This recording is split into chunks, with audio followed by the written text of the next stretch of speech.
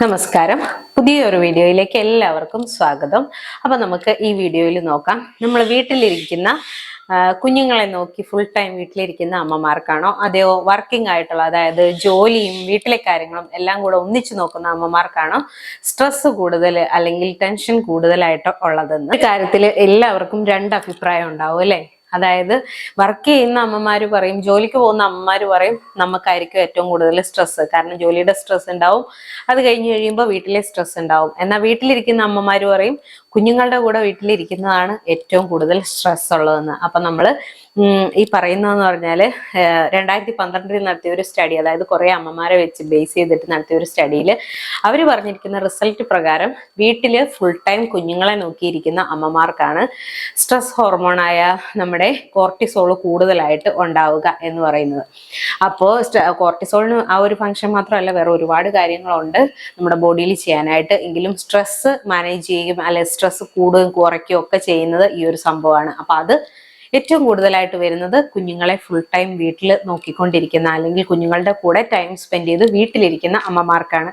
അപ്പൊ എൻ്റെ കേസിൽ പേഴ്സണലി നമുക്ക് പറയുകയാണെന്നുണ്ടെങ്കിൽ നമുക്കറിയാം, നമ്മള് ഒരു ദിവസം മുഴുവൻ കുഞ്ഞുങ്ങളുടെ കൂടെ ഇരിക്കുക എന്ന് പറഞ്ഞാല് അത്രയും വലിയൊരു ടാസ്ക് ഇല്ല അല്ലെ.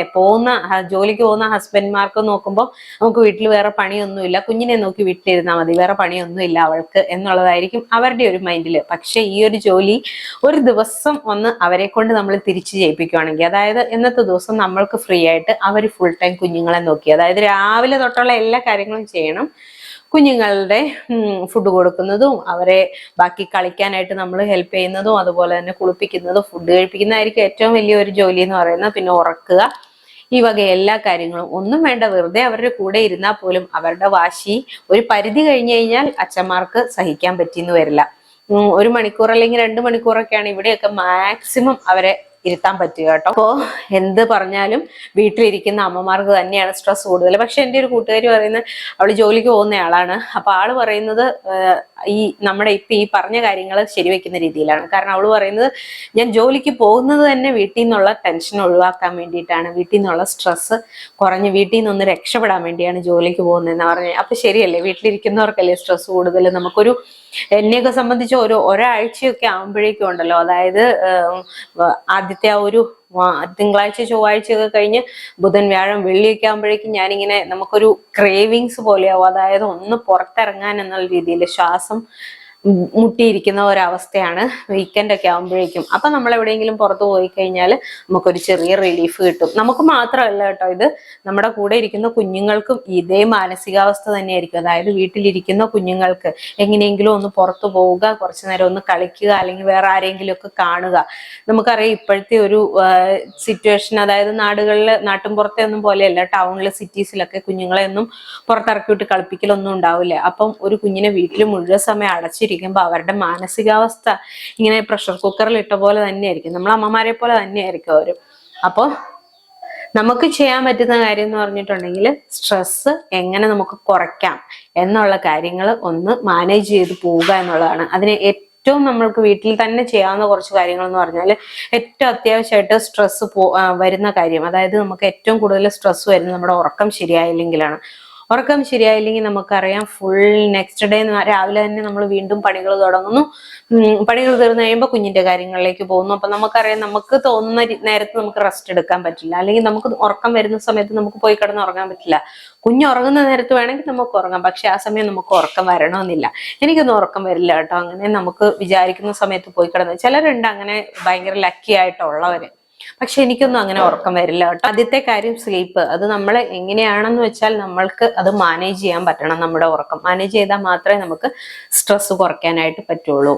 പോകെ പോകെ നമ്മുടെ കുഞ്ഞുങ്ങൾ വലുതാവും തോറും നമുക്ക് സ്ട്രെസ് ഒക്കെ കുറഞ്ഞു വരും കേട്ടോ, അത് വേറെ കാര്യം. കാരണം ആദ്യത്തെ ആ ഒരു 1 ഇയർ എന്ന് പറഞ്ഞാൽ മിക്കവർക്കും തന്നെ ഉറക്കം ശരിയാവാത്ത സമയമായിരിക്കും. എന്നാൽ ചില കുഞ്ഞുങ്ങൾ വളരെ നോർമലായിട്ട് 1 അല്ലെങ്കിൽ 2 മാസം കഴിയുമ്പോൾ തൊട്ട് നല്ല പീസ്ഫുൾ ആയിട്ട് ഉറങ്ങുന്ന കുഞ്ഞുങ്ങളുണ്ട് കേട്ടോ നൈറ്റിൽ. നമുക്കൊക്കെ അങ്ങനെയായിരുന്നു രണ്ടുപേരുടെയും കാര്യത്തില്. അപ്പൊ അതുകൊണ്ട് തന്നെ നമുക്ക് ആ രാത്രി ഉറക്കമില്ലാത്ത സ്ട്രെസ്, കുഞ്ഞുങ്ങൾക്ക് വല്ല ബുദ്ധിമുട്ട് വയ്യായ്ക വരുമ്പോഴോ അല്ലെങ്കിൽ അങ്ങനെ എന്തെങ്കിലും ചെറിയ ചെറിയ സിറ്റുവേഷൻസിൽ മാത്രമേ ഉണ്ടായിട്ടുള്ളൂ. പിന്നെ അടുത്ത ഒരു കാര്യം എന്ന് പറഞ്ഞാൽ നമ്മൾ സ്വയം പഠിക്കണം സ്ട്രെസ് ഉണ്ടാക്കുന്ന കാര്യങ്ങൾ, അതായത് സിറ്റുവേഷൻസ് എന്താണെന്നുള്ളത് കണ്ടെത്തി അത് മാനേജ് ചെയ്യാനായിട്ട് നമ്മൾ പഠിക്കണം. അതുപോലെ തന്നെ സ്ട്രെസ്ഫുൾ തോട്ട്സ്, അതായത് നമുക്ക് വെറുതെ ഇരിക്കുമ്പോഴാണ് നമുക്ക് കൂടുതൽ ആവശ്യമില്ലാത്ത നെഗറ്റീവ് ചിന്തകൾ വരിക. അപ്പം അത് എന്തൊക്കെയാണെന്നുള്ളത് നമുക്ക് ചിലപ്പോൾ മനസ്സിലായെന്ന് വരില്ല. നമ്മളിങ്ങനെ ചിന്തിച്ച് കാട് കയറി പോയിട്ട് ഫുൾ നെഗറ്റീവ് ആകും.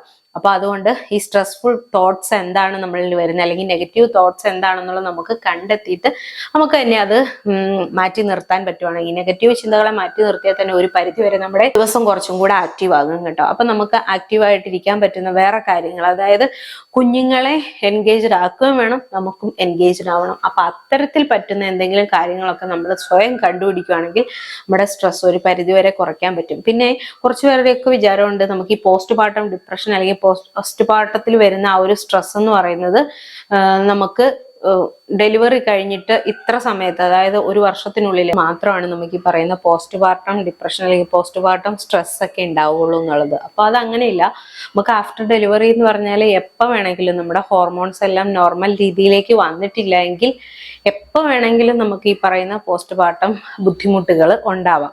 അപ്പൊ ആ ഒരു സ്ട്രെസ്സും അതിന്റെ കൂട്ടത്തിൽ നമുക്ക് വീട്ടിലെ ബാക്കി സ്ട്രെസ്സും കൂടെ ചേർന്ന് കഴിയുമ്പോഴേക്കും തീർച്ചയായിട്ടും നമുക്ക് മെന്റലി ഭയങ്കര ഡിപ്രഷൻ, അല്ലെങ്കിൽ ഡിപ്രഷൻ എന്ന് പറയാൻ പറ്റില്ല, നമുക്ക് ഒരുപാട് ഹെവി ആവും, നമ്മുടെ മെന്റൽ ഹെൽത്ത് മോശമായി പോകും. അപ്പൊ നമുക്ക് എങ്ങനെ അതിൽ നിന്ന് മോചനം നേടാം എന്നുള്ള കാര്യങ്ങൾ നമ്മൾ സ്വയം കണ്ടെത്തണം. അതായത് എന്ത് ചെയ്യുമ്പോഴാണ് നമുക്ക് ഹാപ്പിനെസ് കിട്ടുന്നത്. ചിലർക്കെന്ന് പറഞ്ഞാൽ നമുക്ക് ഒന്ന് പുറത്തു പോയി കഴിഞ്ഞാൽ, അല്ലെങ്കിൽ ഔട്ടിങ്ങിന് പോയി ഒരു ഫുഡ് കഴിച്ചാലോ, അല്ലെങ്കിൽ കുഞ്ഞുങ്ങളായിട്ട് നമുക്ക് വേറെ എവിടെയെങ്കിലും എന്തെങ്കിലും രീതിയിലുള്ള ഒരു പുറത്തു പോകല് ചിലപ്പം ഒന്ന് ആശ്വാസം കിട്ടിയേക്കും. ചിലർക്ക് നേരെ തിരിച്ചായിരിക്കും, വീട്ടിൽ തന്നെ ഇരുന്നിട്ട്, അതായത് കുഞ്ഞിനെ ആരെങ്കിലും ഒന്ന് ടേക്ക് കെയർ ചെയ്യുക, നമുക്ക് കുറച്ചു നേരം വീട്ടിലൊന്ന് സ്വസ്ഥമായിട്ടിരുന്നാലായിരിക്കും ചിലർക്കൊന്ന് കിട്ടുക. അപ്പം ഏത് രീതിയിൽ പോയാലാണ്, അല്ലെങ്കിൽ നമ്മുടെ സെൽഫ് കെയറിനായിരിക്കും ചിലപ്പോൾ ഒന്ന് സലൂണിലൊക്കെ പോയിട്ട്, എനിക്ക് അങ്ങനെയാണ്, എന്തെങ്കിലുമൊക്കെ സ്ട്രെസ് വന്ന് ഭയങ്കര ബുദ്ധിമുട്ട് വന്നാൽ എനിക്കൊന്ന് ഒരു പാർലറിൽ അല്ലെങ്കിൽ സലൂണിൽ പോയിട്ട് ഒരു സ്പാ ചെയ്ത് കഴിഞ്ഞാൽ എനിക്ക് ഭയങ്കര റിലാക്സേഷൻ ആണ്, അല്ലെങ്കിൽ ഒരു എന്താ പറയാ റിഫ്രഷ്ഡ് ഫീലിംഗ് കിട്ടും. അപ്പം ചിലർക്ക് ആ രീതിയിലായിരിക്കും. അപ്പം നമുക്ക് ഏത് രീതിയിലാണോ ആശ്വാസം കിട്ടുക എന്നുള്ളത് നമ്മൾ സ്വയം കണ്ടെത്തിയിട്ട് ആ ഒരു കാര്യം നമുക്ക് at least once in a month എങ്കിലും ചെയ്യാൻ പറ്റണം. അപ്പോൾ അത് നമ്മുടെ ഫാമിലിയിലുള്ളവരും കൂടെ ആ ഒരു കാര്യത്തിൽ കുറച്ചൊന്ന് മുൻകൈ എടുക്കുകയാണെന്നുണ്ടെങ്കിൽ നമ്മുടെ മെന്റൽ ഹെൽത്ത് കുറച്ച് നല്ല രീതിയിൽ സ്ട്രോങ് ആയിട്ടിരിക്കും. അപ്പം നമ്മുടെ ആ ഒരു എനിക്ക് തോന്നുന്നു ഫാമിലിയിലെ തന്നെ മൊത്തം അന്തരീക്ഷം മാറ്റാനായിട്ട് നമുക്കുടെ ഒരു ഹാപ്പിനെസ് വളരെ ഇമ്പോർട്ടൻ്റ് ആണ്. നമ്മൾ മൂഡ് ഓഫ് ആയിട്ട് അല്ലെങ്കിൽ ദേഷ്യപ്പെട്ട് വീഴുന്നു കഴിഞ്ഞിട്ടുണ്ടെങ്കിൽ വീട്ടിലെ ബാക്കി എല്ലാവർക്കും ഒരു മൂഡ് ഓഫ് വരും, ബാധിക്കും. ഇവിടെ അങ്ങനെ ബാധിക്കാറുണ്ട് കേട്ടോ. അപ്പൊ അതുകൊണ്ട് എപ്പോഴും നമ്മുടെ സ്ട്രെസ് കുറയ്ക്കാനുള്ള വഴികൾ നമ്മൾ സ്വയം കണ്ടെത്തണം. പിന്നെ നമ്മുടെ ചുറ്റും പോസിറ്റീവ് ആയിട്ടുള്ള ആൾക്കാരെ, അവരുമായിട്ട് മാത്രം കണക്ഷൻ വെക്കാനായിട്ട് ശ്രദ്ധിക്കുക, അല്ലെങ്കിൽ നമ്മൾ കമ്മ്യൂണിക്കേഷൻ വെക്കുക. നെഗറ്റീവ് ആയിട്ടുള്ള ആളുകളെ മനഃപൂർവ്വം തന്നെ അകറ്റി നിർത്തിയേക്കുക, അറ്റ്ലീസ്റ്റ് ഈ ഒരു നമ്മുടെ സ്ട്രെസ് മാറുന്നത് വരെയെങ്കിലും. അപ്പോൾ ഇത്രയൊക്കെ കാര്യങ്ങൾ ചെയ്തു കഴിഞ്ഞാൽ നമുക്ക് നമ്മുടെ ഈ ഒരു വീട്ടിലിരുന്നിട്ടുണ്ടാകുന്ന കുഞ്ഞുങ്ങളെ നോക്കി വീട്ടിലിരിക്കുമ്പോൾ ഉണ്ടാകുന്ന ഒരു സ്ട്രെസ്സിന് ചെറിയൊരു റിലീഫ് കിട്ടും. പിന്നെ വിചാരിക്കുക ഈ ഒരു സമയമൊക്കെ കഴിയും, കുഞ്ഞുങ്ങൾ വലുതായി പോവും, പിന്നെ ഈ ഒരു സമയം കിട്ടണമെന്ന് വിചാരിച്ചാൽ നമുക്ക് കിട്ടിയെന്ന് വരില്ല. അപ്പൊ അതുകൊണ്ട് മാക്സിമം എൻജോയ് ചെയ്ത് മദർഹുഡ് കൊണ്ടുപോവുകയാണെങ്കിൽ കുറച്ചും കൂടി നമുക്ക് സ്ട്രെസ് ഫ്രീ ആവാനായിട്ട് പറ്റും. എന്തൊക്കെ കാര്യങ്ങളാണ് നമുക്ക് സ്ട്രെസ് തരുന്നതെന്ന് ഓരോ ദിവസവും നമ്മൾക്ക് ഫോണിൽ ഒന്ന് നോട്ട് ചെയ്ത് വെക്കാൻ പറ്റുവാണെങ്കിൽ നമുക്ക് നെക്സ്റ്റ് ഡേ ഇതിൽ ഏത് സ്ട്രെസ് വരുന്ന കാര്യമാണ് നമുക്ക് കുറയ്ക്കാൻ പറ്റുന്നത് നമുക്ക് സ്വയം ചിന്തിക്കാൻ പറ്റും കേട്ടോ. ഞാൻ അങ്ങനെ ഇടയ്ക്ക് ചെയ്യാറുണ്ട്. അതായത് ഫോണിനകത്ത് നോട്ടിൽ ഇങ്ങനെ ജസ്റ്റ് ഇന്ന് എന്തായിരുന്നു ഏറ്റവും കൂടുതൽ തലവേദന ഉണ്ടാക്കിയ ഒരു കാര്യം, ഇതിൽ ഏതാണ് നാളെ നമുക്ക് കുറയ്ക്കാൻ പറ്റുന്നത് എന്നുള്ള കാര്യം നോക്കിയിട്ട് നമുക്ക് ഒരു കാര്യം ഒരു ദിവസം പ്രാക്ടീസ് ചെയ്യുക. ചിലപ്പോൾ ഒരു ദിവസം കൊണ്ട് നമുക്ക് പറ്റിയില്ലായിരിക്കും, നെക്സ്റ്റ് ഡേ അത് തന്നെ ചെയ്യുക. അങ്ങനെ കുറച്ച് ദിവസം കഴിയുമ്പോൾ നമുക്ക് ആ ഒരു കാര്യത്തിൽ നിന്നുള്ള സ്ട്രെസ് അങ്ങ് കുറഞ്ഞു കിട്ടുന്നതായിട്ട് പറ്റും. ഇതെല്ലാം നമ്മൾ പ്രാക്ടീസ് ചെയ്യുന്നതിൽ കൂടെയാണേ പറ്റുള്ളൂ. അപ്പം നമ്മൾ നോട്ട് ചെയ്യണം നമുക്ക് എന്തൊക്കെയാണ് ഏറ്റവും കൂടുതൽ സ്ട്രെസ് വരുന്ന കാര്യങ്ങൾ എന്നുള്ളത്. ഇതൊക്കെ നമുക്ക് കുറയ്ക്കാൻ പറ്റുന്ന വഴികളാണ്. പിന്നെ ഓരോരുത്തർക്കും അവനവൻ്റെതായ വേറെ വഴികൾ ഉണ്ടാവുമായിരിക്കും. അപ്പം നിങ്ങൾക്ക് കമന്റ് ചെയ്യാം, നിങ്ങൾ സ്ട്രെസ് മാറാൻ വേണ്ടിയിട്ട് എന്തൊക്കെ കാര്യങ്ങളാണ് ചെയ്യുന്നത്. ചിലർക്ക് നല്ല ഫുഡ് കഴിച്ചു കഴിഞ്ഞാൽ സ്ട്രെസ് ഫ്രീ ആവാനായിട്ട് പറ്റും. എന്നെ സംബന്ധിച്ച് എനിക്ക് കുറേ ദിവസങ്ങളൊക്കെ കഴിഞ്ഞ് കഴിയുമ്പോഴേക്കും ഞാൻ ഉണ്ടാക്കുന്ന ഫുഡിനോട് ഭയങ്കര മടുപ്പായിരിക്കും. അതായത് ആരുമില്ല, നമ്മൾ തന്നെയല്ലേ ഉണ്ടാക്കുന്നത്.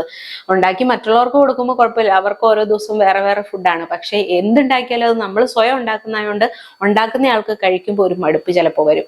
അപ്പം അങ്ങനെയുണ്ടോ നിങ്ങൾക്ക്? ഇതിലേതാണ് നിങ്ങൾക്ക് ഏറ്റവും കൂടുതൽ സ്ട്രെസ് തരുന്ന കാര്യം, അല്ലെങ്കിൽ സ്ട്രെസ് നിങ്ങളെ കുറയ്ക്കാൻ സഹായിക്കുന്ന കാര്യം എന്നുള്ളത് ഒന്ന് കമന്റ് ചെയ്യുക, വീഡിയോ മുഴുവൻ കണ്ടിട്ടുള്ളവര്.